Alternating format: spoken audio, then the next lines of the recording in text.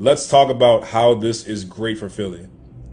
Philly needs that second guy to really be a reliable scorer. Someone that when things get tight, it doesn't have to all be on Maxey and Embiid. Paul George is being paid for what Tobias Harris, to be honest, did not give them, especially in the postseason consistently.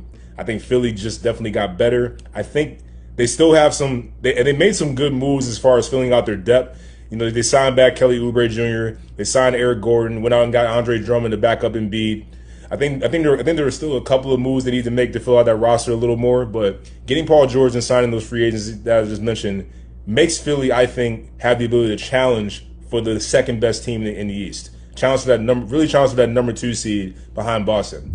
The New York Knicks acquired Mikal Bridges for 4 first-round picks. Now, I like Mikal Bridges. I like what the Knicks are doing with Villanova, but I never expected that they would give up 4 first-round picks for him. He's a very good player. Again, another great two-way player, great on defense, very good corner shooter, something that a player that will fit into the culture that the Knicks are building.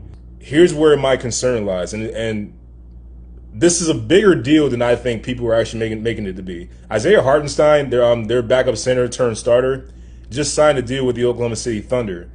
Isaiah Hartenstein was pivotal for the Knicks in the playoffs. He was a very smart big that understood his role, but he was very good in pick and roll. He was very good in dribble handoffs. Defensively, he was just a really, really smart player for them, and he was key. He's a really good rebounder, especially in the offensive end. And I know they had Mitchell Robinson, you know, another 7-foot athletic big that can be a lob threat and as well in defense. But if you were watching the Knicks, at times there were a lot of plays that Mitchell Robinson was making that just weren't really the smartest plays in the world. There were a lot of fouls that he didn't have to commit.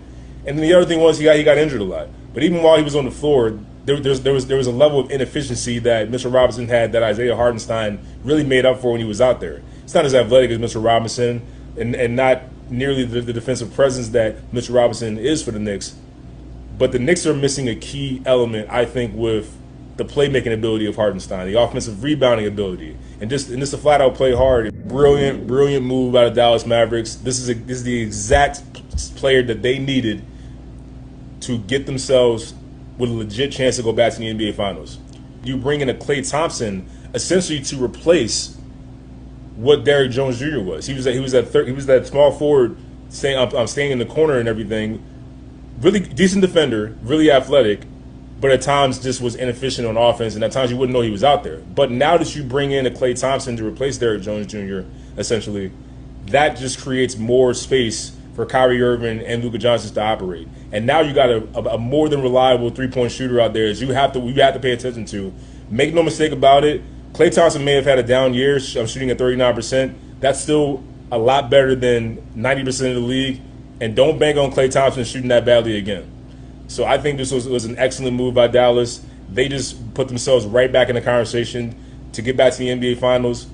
Again, we just got to see how it's going to look. But my guess is with the guys that they're bringing back, with Lively, Gafford, P.J. Washington, with Luka and Kyrie, you drop Klay Thompson into that, I think you really got something there in Dallas for sure.